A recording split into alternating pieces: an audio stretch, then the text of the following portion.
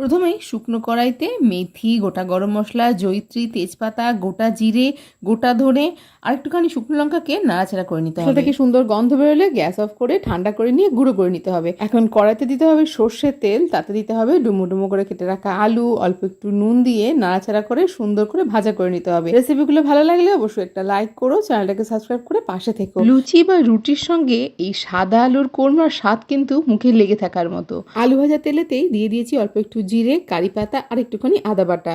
আদা বাটাটা একটু নাড়াচাড়া করে নেবো যাতে আদার কাঁচা গন্ধটা চলে যায়। এরই মধ্যে আরেকটা মশলা বানিয়ে নেবো। 10টা কাজু, 4-5টা কিশমিশ আর একটুখানি ফ্রেশ মালাইকে মানে দুধের সরকে একসঙ্গে বেটে নিয়েছি। ভাজা আলুটা দিয়ে মশলার পেস্টটা দিয়ে দিয়েছি, কিছুক্ষণ নাড়াচাড়া করে দিয়ে দেবো পরিমাণ মতো জল।